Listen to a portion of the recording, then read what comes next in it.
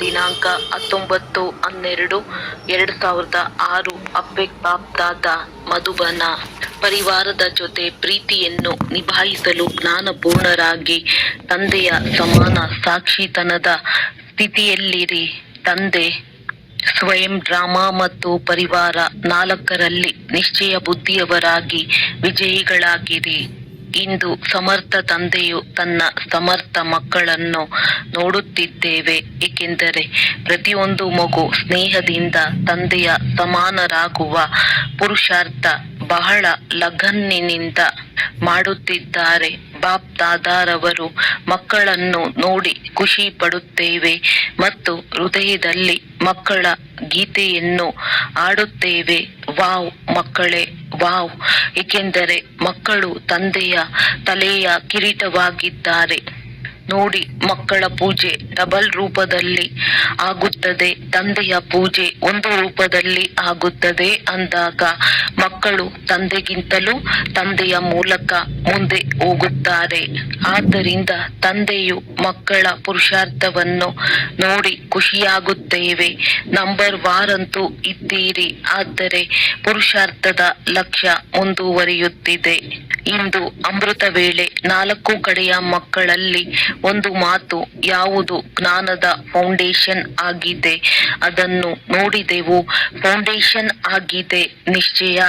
ನಿಶ್ಚಯ ಬುದ್ಧಿ ವಿಜಯಿ ಎಂದು ಹೇಳಲಾಗುತ್ತದೆ ಅಂದಾಗ ಇಂದು ಎಲ್ಲರ ನಿಶ್ಚಯವನ್ನು ನೋಡಿದೆವು. ಎಲ್ಲರದ್ದು ನಂಬರ್ ವಾರ್ ತಂದೆಯಲ್ಲಂತೂ ನಿಶ್ಚಯ ಇದ್ದೇ ಇದೆ. ಅದರ ಚಿಹ್ನೆ ಎಲ್ಲರೂ ತಂದೆಯನ್ನು ಗುರುತಿಸಿ ತಂದೆಯ ಮಕ್ಕಳಾಗಿದ್ದೀರಿ ಮತ್ತು ಇಲ್ಲಿಗೂ ತಂದೆಯೊಂದಿಗೆ ಮಿಲನ ಮಾಡಲು ಬಂದಿದ್ದೀರಿ.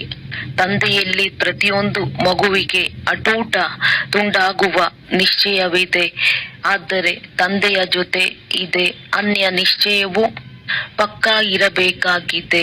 ಅದಾಗಿದೆ ಸ್ವಯಂನ ಪ್ರತಿ ನಿಶ್ಚಯ. ಜೊತೆಯಲ್ಲಿ ಡ್ರಾಮಾದಲ್ಲಿ ನಿಶ್ಚಯ ಮತ್ತು ಪರಿವಾರದಲ್ಲಿ ನಿಶ್ಚಯ. ಈ 4 ಪ್ರಕಾರದ ನಿಶ್ಚಯದಲ್ಲಿ ಪಕ್ಕಾ ಇರಬೇಕು, ಅರ್ಥಾತ್ ನಿಶ್ಚಯ ಬುದ್ಧಿ ವಿಜಯಂತಿ ಆಗಬೇಕಾಗಿದೆ. ಅಂದಾಗ ಪರಿಶೀಲನೆ ಮಾಡಿಕೊಳ್ಳಿ, ಈ 4 ನಿಶ್ಚಯದಲ್ಲಿ ಪಕ್ಕಾ ಇದ್ದೇವೆಯೇ? ತಂದೆಯಲ್ಲಂತೂ ಎಲ್ಲರೂ ಹೇಳುತ್ತಾರೆ, ಬಾಬಾ ನನ್ನವರು ಮತ್ತು ನಾನು ಬಾಬಾರವನು. ತಂದೆಯನ್ನು ನನ್ನವರು ಎಂದು ಹೇಳಿ ತಂದೆಯ ಅಧಿಕಾರವನ್ನು ಪ್ರಾಪ್ತಿ ಮಾಡಿಕೊಂಡಿರಿ. ಸದಾ ತಂದೆಯ ಮೂಲಕ ಅಧಿಕಾರಿಗಳಾಗಿ ಸರ್ವ ಖಜಾನೆಗಳಿಗೆ ಅಧಿಕಾರಿಗಳಾಗಿ ಬಿಟ್ಟಿರಿ. ಇದರ ಜೊತೆಯಲ್ಲಿ ಸ್ವಯಂನ ಪ್ರತಿಯೂ ಸಹ ನಿಶ್ಚಯದ ಅವಶ್ಯಕತೆ ಇದೆ. ಏಕೆ? ಒಂದು ವೇಳೆ ಸ್ವಯಂನಲ್ಲಿ ನಿಶ್ಚಯವಿಲ್ಲದಿದ್ದರೆ ಹೃದಯ ವಿದೀರ್ಣರಾಗಿ ಬಿಡುತ್ತೀರಿ. ಸ್ವಯಂನಲ್ಲಿ ನಿಶ್ಚಯ ಇದೆ ಆಗಿದೆ, ನಾನು ತಂದೆಯ ಮೂಲಕ ಸ್ವಮಾನಧಾರಿಯಾಗಿದ್ದೇನೆ, ಸ್ವರಾಜ್ಯ ಅಧಿಕಾರಿಯಾಗಿದ್ದೇನೆ.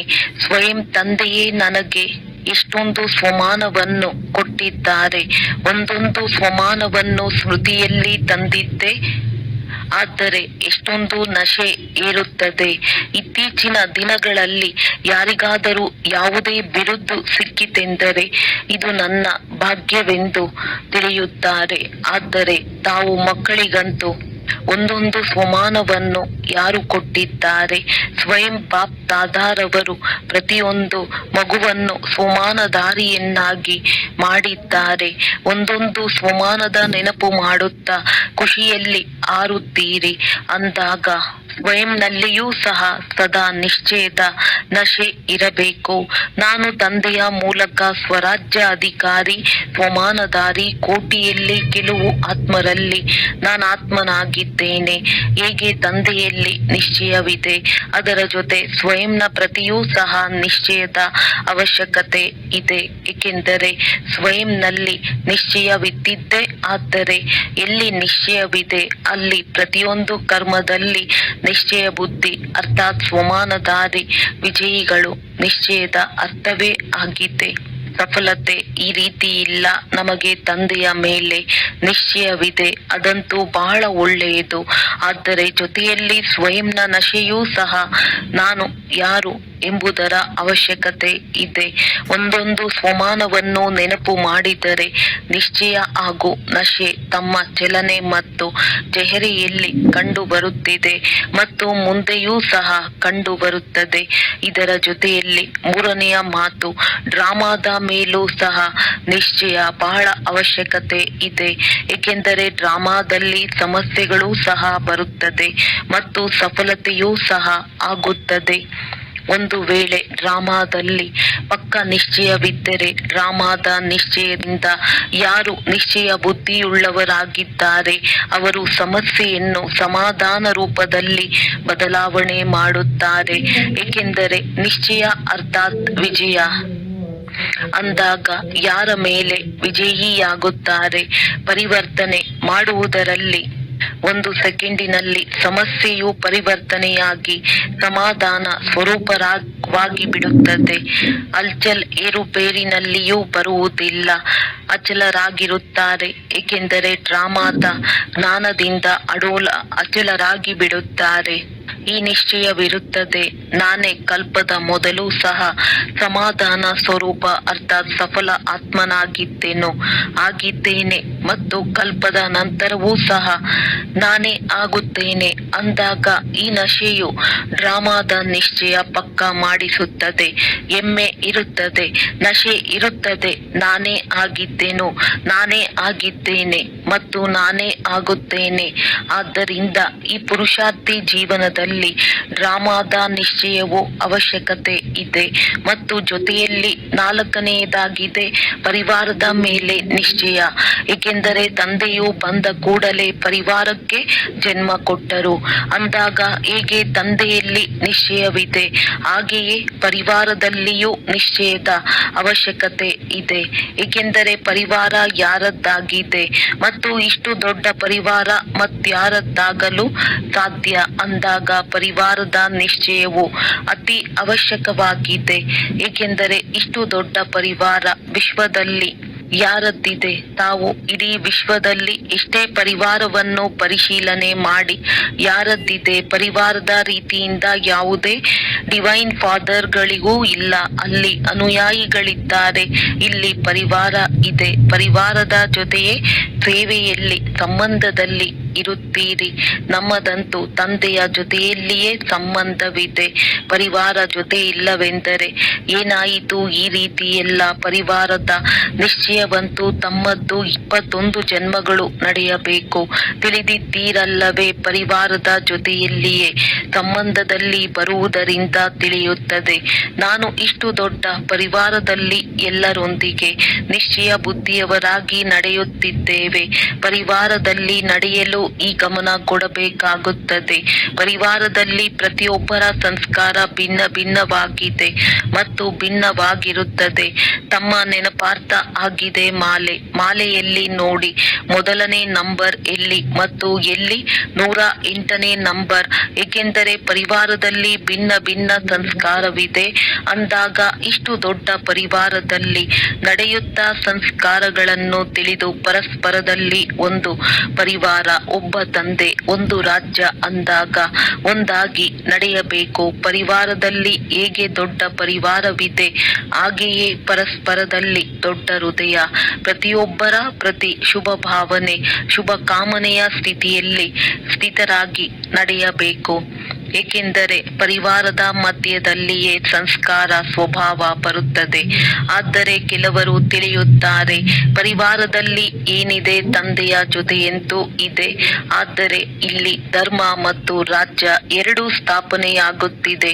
ಕೇವಲ ಧರ್ಮವಲ್ಲ, ಬೇರೆ ಯಾರೆಲ್ಲ ಧರ್ಮಪಿತರು ಬಂದಿದ್ದಾರೆ ಅವರದ್ದು ಕೇವಲ ಧರ್ಮವಿದೆ, ರಾಜ್ಯವಿಲ್ಲ.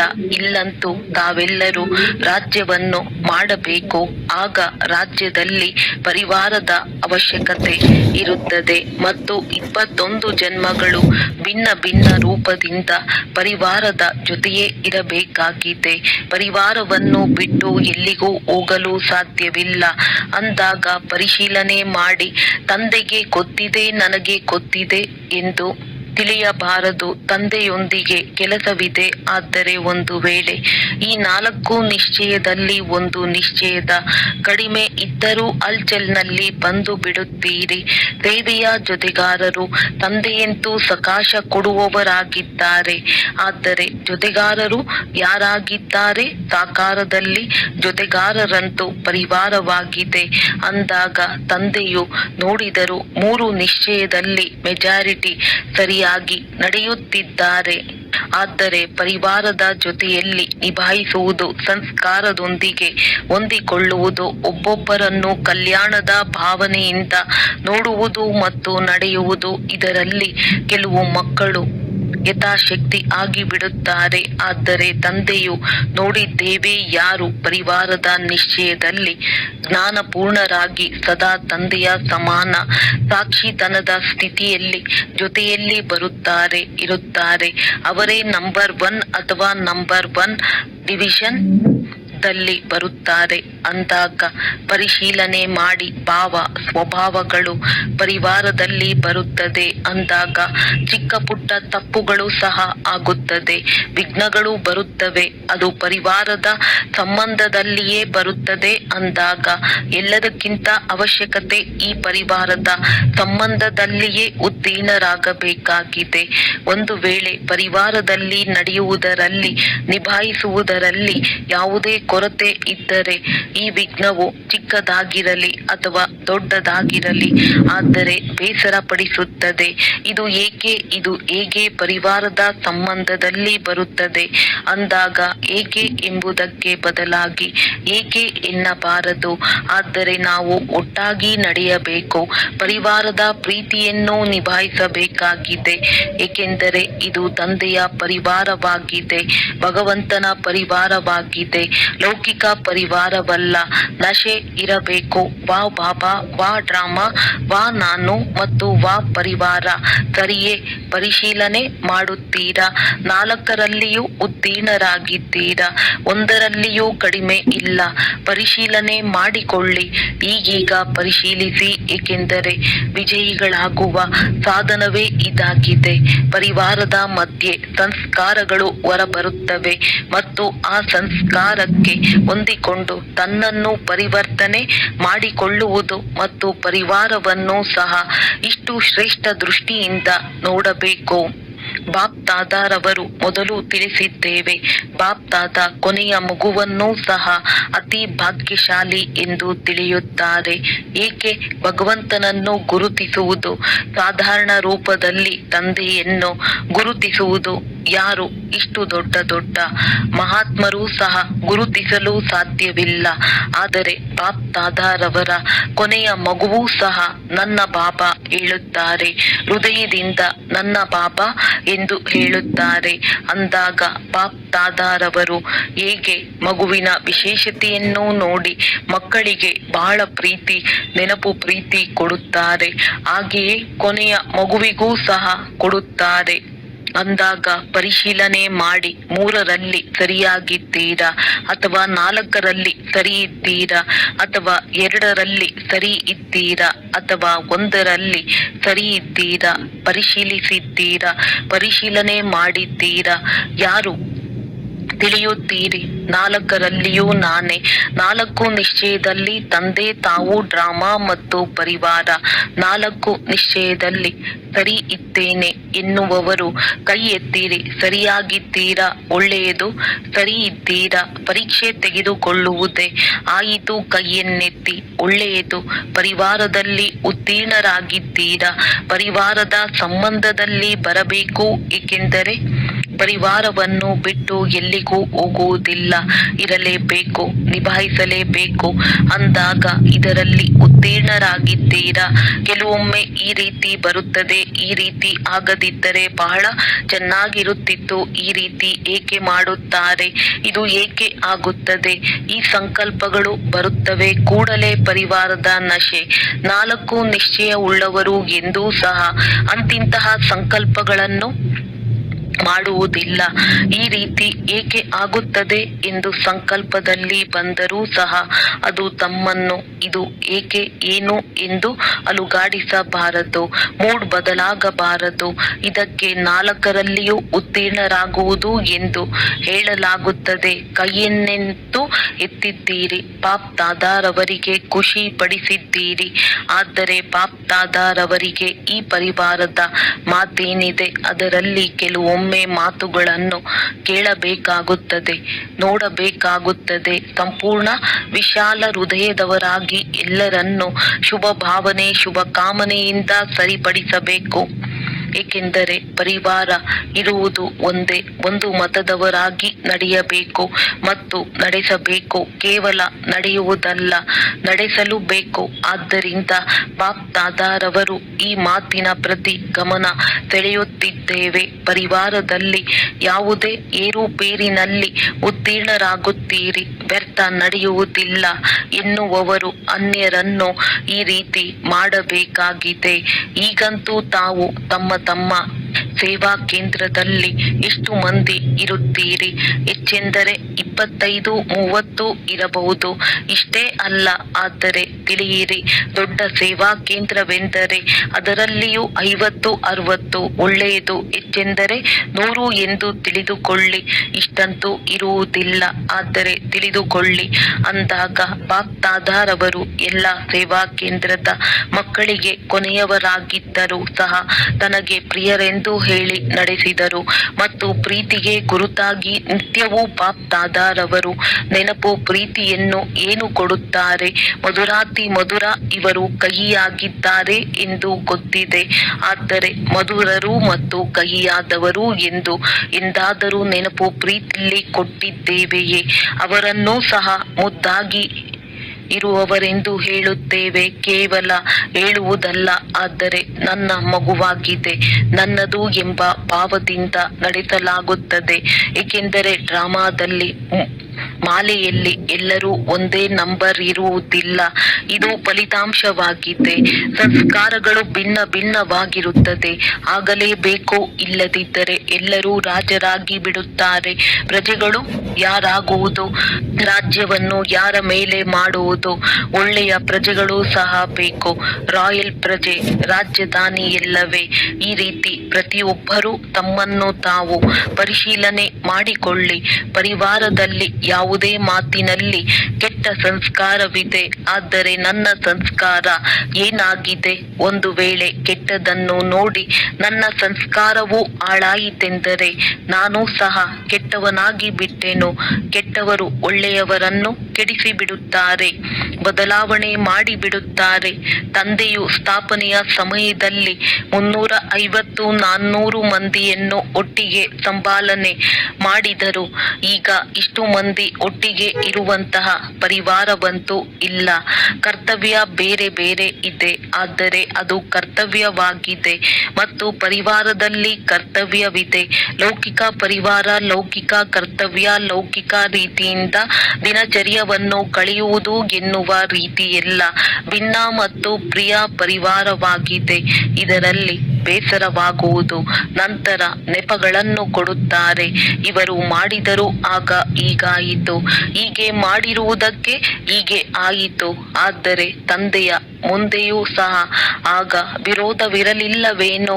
ತಂದೆಯಿಂದ ದೂರ ಹೋದರಲ್ಲವೇ? ಇದು ವಿರೋಧವಲ್ಲವೇ?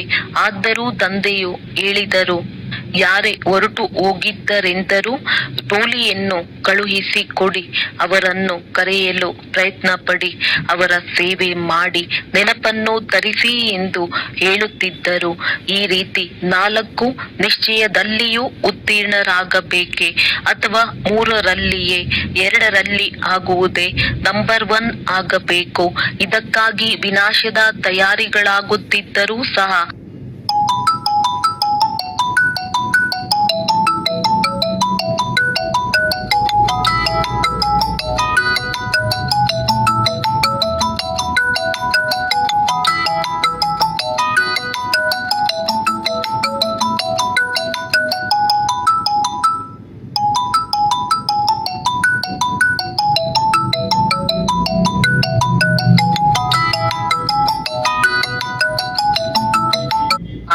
ಈಗ ವಿನಾಶವನ್ನು ತಡೆಯಲಾಗಿದೆ. ಪ್ರಕೃತಿಯೂ ಸಹ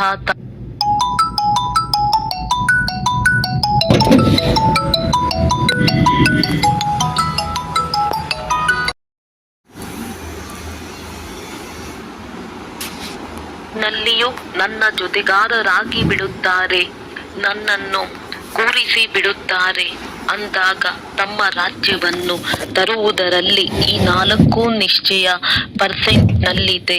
ಆದ್ದರಿಂದ ಸಮಯವು ನಿಂತುಕೊಳ್ಳುತ್ತಿದೆ. ಉಳಿದಂತೆ ಮಾಯೆ ಮತ್ತು ಪ್ರಕೃತಿ ಎರಡೂ ತಯಾರಿದೆ. ಈಗ ಹೇಳಿ, ಆದೇಶ ಕೊಡುವುದೇ? ಮಕ್ಕಳು ಒಂದು ವೇಳೆ ಎವರೆಡಿಯಾಗಿಲ್ಲವೆಂದರೆ ಮಾಯೆ ಮತ್ತು ಪ್ರಕೃತಿಗೆ ಆದೇಶ ಕೊಡುವುದೇ? ಆದೇಶ ಮಾಡುವುದೇ? ಕೈ ಎತ್ತಿ ತಯಾರಾಗಿದ್ದೀರಾ? ಹಾಗೆಯೇ ಕೈಯನ್ನು ಎತ್ತಬೇಡಿ. ಪೇಪರ್ ಬರುತ್ತದೆ, ಬಂದೇ ಬರುತ್ತದೆ ಪೇಪರ್. ಎವರ್ ರೆಡಿ ಆಗಿದ್ದೀರಾ? ಈಗ ಬಾಪ್ ದಾದಾರವರಿಗೆ ಪ್ರತಿಯೊಂದು ಮಗುವಿನ ಮೇಲೆ ಇದೇ ಆಸೆ ಇದೆ. ಹೇಗೆ ಎನ್ನುವುದನ್ನು ಅಳಿಸಿ ಹೀಗೆ ಎಂದು ಮಾಡಿ. ಹೇಗೆ ಮಾಡಲಿ? ಹೇಗಾಗುತ್ತದೆ ಎಂದಲ್ಲ, ಹೀಗೆ ಆಗುತ್ತದೆ ಏನು ಮಾಡುವುದು ಎಂದಲ್ಲ, ಹೀಗೆ ಮಾಡುವುದು. ಈ ಆಸೆಯನ್ನು ಯಾವಾಗ ಪೂರ್ಣ ಮಾಡುತ್ತೀರಿ? ಎಷ್ಟು ಸಮಯ ಬೇಕು? ಏಕೆಂದರೆ ಎಲ್ಲರೂ ತಯಾರಾಗಬೇಕಾಗಿದೆ. ಒಂದು ವೇಳೆ ತಾವು ತಯಾರಾದಿರೆಂದು ಕೈ ಎತ್ತಿದ್ದೀರಿ ಅಂದರೆ ಅವರ ಕಾರ್ಯ ಏನಾಗಿದೆ? ಒಬ್ಬರು ಇನ್ನೊಬ್ಬರನ್ನು ತಮ್ಮ ಸಮಾನ ಮಾಡಿಕೊಳ್ಳುವುದು. ಈಗ ಬಾಪ್ ದಾದಾರವರೊಂದಿಗೆ ಯಾವ ಪ್ರತಿಜ್ಞೆ ಮಾಡಿದ್ದೀರಿ ಅದನ್ನು ನಿಭಾಯಿಸುತ್ತಾ ಇರಿ. ಸರಿಯೇ? ಬಾಪ್ ದಾದಾರವರು ಎಲ್ಲ ಸಮಾಚಾರಗಳ ಫಲಿತಾಂಶವನ್ನು ಕೇಳಿದ್ದೇವೆ. ಏನೆಲ್ಲ ನಡೆದಿದೆ? ಚೆನ್ನಾಗಿ ನಡೆದಿದೆ ಮತ್ತು ಫಲಿತಾಂಶವೂ ಸಹ ಬಹಳ ಒಲವು ಉತ್ಸಾಹಗಳಿಂದ ಕೂಡಿದೆ. ಆದ್ದರಿಂದ ಆಗಲೇಬೇಕು, ಮಾಡಲೇಬೇಕು. ಸಮಾಪ್ತಿಯನ್ನು ಸಮೀಪ ತರಬೇಕೆಂದು ಲಕ್ಷ್ಯವನ್ನಿಟ್ಟುಕೊಳ್ಳಿ. ತಾವು ಸ್ವಲ್ಪ ಅಲುಗಾಡುತ್ತೀರಲ್ಲವೇ? ಆಗ ಸಮಾಪ್ತಿಯೂ ಸಹ ದೂರವಾಗಿ ಬಿಡುತ್ತದೆ. ತಾವೇ ಸಮಾಪ್ತಿಯನ್ನು ಸಮೀಪ ತರಬೇಕಾಗಿದೆ. ಏಕೆಂದರೆ ರಾಜ್ಯ ಮಾಡುವವರು ತಯಾರಿಲ್ಲವೆಂದರೆ ಸಮಯವು ಏನು ಮಾಡುತ್ತದೆ? ಆದ್ದರಿಂದ ಎಲ್ಲಾ ನೆಪಗಳು, ಕಾರಣ ಶಬ್ದವನ್ನು ಸಮಾಪ್ತಿ ಮಾಡಿ ನಿವಾರಣೆಯನ್ನು ಸಮೀಪ ತನ್ನಿ. ಕೈಯನ್ನಂತೂ ಬಲೆ ಕೆಲವರು ಎತ್ತಿದ್ದೀರಿ, ಆದರೆ ತಮ್ಮೆಲ್ಲರದ್ದು ಇದೇ ಲಕ್ಷ್ಯವಲ್ಲವೇ? ದುಃಖಿಗಳಿಗೆ ಸಂದೇಶವನ್ನು ಕೊಟ್ಟು ಮುಕ್ತರನ್ನಾಗಿ ಮಾಡುವುದು. ಅವರನ್ನು ಮುಕ್ತರನ್ನಾಗಿ ಮಾಡದೆ ನೀವು ಮುಕ್ತಿಯಲ್ಲಿ ಹೋಗಲು ಸಾಧ್ಯವಿಲ್ಲ. ಅಂದಾಗ ಇವರನ್ನು ಮುಕ್ತರನ್ನಾಗಿ ಮಾಡಿ, ಏಕೆಂದರೆ ತಂದೆಯು ಬಂದಿದ್ದಾರಲ್ಲವೇ? ಅಂದಾಗ ಇಡೀ ವಿಶ್ವದ ಮಕ್ಕಳಿಗೆ ಆಸ್ತಿಯನ್ನು ಕೊಡುತ್ತಾರಲ್ಲವೇ? ತಮಗೆ ಜೀವನ್ಮುಕ್ತಿಯ ಆಸ್ತಿಯನ್ನು ಕೊಡುತ್ತಾರೆ. ಆದರೆ ಎಲ್ಲರೂ ಮಕ್ಕಳಾಗಿದ್ದರಲ್ಲವೇ? ಅವರಿಗೂ ಆಸ್ತಿಯನ್ನಂತೂ ಕೊಡಬೇಕಲ್ಲವೇ? ಅಂದಾಗ ಅವರ ಆಸ್ತಿಯಾಗಿದೆ ಮುಕ್ತಿ, ತಮ್ಮ ಆಸ್ತಿಯಾಗಿದೆ ಜೀವನ್ಮುಕ್ತಿ. ಎಲ್ಲಿಯ ತನಕ ಮುಕ್ತಿ ಕೊಡುವುದಿಲ್ಲವೆಂದರೆ ತಾವೂ ಸಹ ಹೋಗಲು ಸಾಧ್ಯವಿಲ್ಲ. ಇದಕ್ಕಾಗಿ ಈ ಡ್ರಿಲ್ ಮಾಡಿ 24 ಬಾರಿ ಮಾಡಬೇಕು. ರಾತ್ರಿ ಮತ್ತು ಹಗಲು ಸೇರಿ 24 ಗಂಟೆ ಆಗಿದೆ ಮತ್ತು 24 ಬಾರಿ ಮಾಡಬೇಕಾಗಿದೆ. ನಿದ್ರೆಯ ಸಮಯದಲ್ಲಿ ನಿದ್ರೆಯನ್ನು ಬಲೆ ಮಾಡಿ, ನಿದ್ರೆಯನ್ನು ಬಿಟ್ಟು ಮಾಡಿ ಎಂದು ಬಾಪ್ ದಾದಾರವರು ಹೇಳುವುದಿಲ್ಲ. ನಿದ್ರೆ ಮಾಡಿ, ಆದರೆ ದಿನದಲ್ಲಿ ಹೆಚ್ಚಿಸಿಕೊಳ್ಳಿ. ಯಾವಾಗ ಯಾವುದೇ ಕಾರ್ಯಕ್ರಮವನ್ನು ಮಾಡುತ್ತೀರೆಂದರೆ ಇಡೀ ದಿನ ಕಾರ್ಯವನ್ನು ಮಾಡುತ್ತೀರಲ್ಲವೇ? ಎಚ್ಚರದಿಂದಿರುತ್ತೀರಲ್ಲವೇ? ಹಾಗೆಯೇ ಈ ಡ್ರಿಲ್ಗಾಗಿಯೂ ಸಮಯವನ್ನು ತೆಗೆಯಿರಿ. ಒಳ್ಳೆಯದು. 4 ಕಡೆಯ ತಂದೆಯ ಸ್ನೇಹಿ. ಯಾರು ಸ್ನೇಹಿ ಆಗಿರುತ್ತಾರೆ ಅವರು ಸಹಯೋಗಿ ಅವಶ್ಯ ಆಗಿರುತ್ತಾರೆ. ಸ್ನೇಹದ ರಿಟರ್ನ್. ಅವರು ಪ್ರತಿ ಕಾರ್ಯದಲ್ಲಿ ತನು, ಮನ, ಧನ, ಜನ ಇದರಲ್ಲಿ ಪರಸ್ಪರ ಸಹಯೋಗಿ ಅವಶ್ಯ ಆಗಿರುತ್ತಾರೆ. ಇಂತಹ ಸ್ನೇಹಿ ಮತ್ತು ಸಹಯೋಗಿ ಮಕ್ಕಳು ಯಾರು ಸದಾ ತಂದೆಯ ಪ್ರೀತಿಯಲ್ಲಿ ಲವಲೀನ ಆಗಿರುತ್ತಾರೆ. ಪ್ರೀತಿಯಲ್ಲಿ ಅಲ್ಲ, ಪ್ರೀತಿಯಲ್ಲಿ ಲೀನ ಆಗಿರುವವರು ಮತ್ತು ಸದಾ ತಂದೆಯ ಸರ್ವ ಕಾರ್ಯದಲ್ಲಿ ಸಮಯ ಸಂಕಲ್ಪ ತೊಡಗಿಸುವವರು. ಏಕೆಂದರೆ ಸಂಗಮ ಯುಗದಲ್ಲಿ ಸಮಯ ಮತ್ತು ಸಂಕಲ್ಪದ ಮಹತ್ವ ಬಹಳ ಇದೆ. ಒಂದು ಜನ್ಮದಲ್ಲಿ ಅನೇಕ ಜನ್ಮಗಳ ಪ್ರಾರಬ್ಧ ಮಾಡಿಕೊಳ್ಳುವಂತಹ ಇಂತಹ ತೀವ್ರ ಪುರುಷಾರ್ಥಿ ಪ್ರತಿ ಗುಣ, ಪ್ರತಿ ಶಕ್ತಿಯನ್ನು ಪ್ರತಿ ಸಮಯ ಅನುಸಾರ ಕಾರ್ಯದಲ್ಲಿ ತೊಡಗಿಸುವಂತಹ ಗುಣ ಸಂಪನ್ನರಿಗೆ ಶಕ್ತಿ ಸಂಪನ್ನ ಮಕ್ಕಳಿಗೆ ಬಹಳ ಬಹಳ ಪದಮದಷ್ಟು ನೆನಪು, ಪ್ರೀತಿ ಮತ್ತು ನಮಸ್ತೆ. ವರದಾನ: ವಿಧಾತನ ಜೊತೆ ವರದಾತ ಆಗಿದ್ದು ಸರ್ವ ಆತ್ಮರುಗಳಲ್ಲಿ ಬಲ ತುಂಬುವಂತಹ ದಯಾಹೃದಯಿ ಭವ. ಒಂದು ವೇಳೆ ಯಾವುದೇ ಆತ್ಮನು ಇಚ್ಛುಕನಾಗಿರುತ್ತಾನೆ ಆದರೆ ಸಾಹಸವಿಲ್ಲದೆ ಇರುವುದರಿಂದ ಜಯ ಬಯಸುತ್ತಿದ್ದರೂ ಪ್ರಾಪ್ತಿ ಮಾಡಿಕೊಳ್ಳಲು ಸಾಧ್ಯವಾಗುವುದಿಲ್ಲ. ಅಂದಾಗ ಇಂತಹ ಆತ್ಮರಿಗಾಗಿ ವಿಧಾತ ಅರ್ಥಾತ್ ಜ್ಞಾನದಾತರಾಗುವುದರ ಜೊತೆ ದಯಾಹೃದಯಿಗಳಾಗಿದ್ದು ವರದಾತ ಆಗಿರಿ. ಅವರಿಗೆ ತಮ್ಮ ಶುಭ ಭಾವನೆಯ ವಿಶೇಷ ಬಲವನ್ನು ಕೊಡಿ. ಆದರೆ ಯಾವಾಗ ತಮ್ಮ ಪ್ರತಿ ಸಂಕಲ್ಪವು ತಂದೆಗಾಗಿ ಅರ್ಪಣೆಯಾಗಿರುವುದೋ ಆಗಲೇ ಇಂತಹ ವರದಾನಿ ಮೂರ್ತಿಯಾಗಲು ಸಾಧ್ಯವಾಗುವುದು. ಪ್ರತಿ ಸಮಯ ಪ್ರತಿ ಕರ್ಮದಲ್ಲಿಯೂ ಅರ್ಪಣೆಯಾಗಿರುತ್ತೇನೆ ಎಂಬ ವಚನವನ್ನು ತೆಗೆದುಕೊಳ್ಳಲಾಗಿದೆ. ಅದನ್ನು ಪಾಲನೆ ಮಾಡಿರಿ. ಸ್ಲೋಗನ್: ತಮ್ಮ ಸತ್ಯ ಸ್ವರೂಪದ ಸ್ಮೃತಿ ಇದ್ದರೆ ಸತ್ಯತೆಯ ಶಕ್ತಿಯು ಬಂದು ಬಿಡುತ್ತದೆ. ಅವ್ಯಕ್ತ ಸೂಚನೆ: ಮಹಾನರಾಗಲು ಮಧುರತೆ ಮತ್ತು ನಮ್ರತೆಯ ಗುಣ ಧಾರಣೆ ಮಾಡಿ. ಬಾಪ್ದಾದ ಈಗ ಒಬ್ಬೊಬ್ಬ ಮಕ್ಕಳ ಮಸ್ತಕದಲ್ಲಿ ಸಂಪೂರ್ಣ ಪವಿತ್ರತೆಯ ಹೊಳೆಯುತ್ತಿರುವ ಮಣಿಯನ್ನು ನೋಡಲು ಬಯಸುತ್ತಾರೆ. ಆತ್ಮೀಯತೆಯಿಂದ ಹೊಳೆಯುತ್ತಿರುವ ನಯನ ನೋಡಲು ಬಯಸುತ್ತಾರೆ. ಮಾತಿನಲ್ಲಿ ಮಧುರತೆ, ವಿಶೇಷತೆ, ಅಮೂಲ್ಯ ಮಾತು ಕೇಳಲು ಬಯಸುತ್ತಾರೆ ಮತ್ತು ಕರ್ಮದಲ್ಲಿ ಸಂತುಷ್ಟತೆ, ನಿರ್ಮಾಣತೆ ಸದಾ ನೋಡಲು ಬಯಸುತ್ತಾರೆ. ಒಳ್ಳೆಯದು. ಓಂ ಶಾಂತಿ. ಓಂ ಶಾಂತಿ.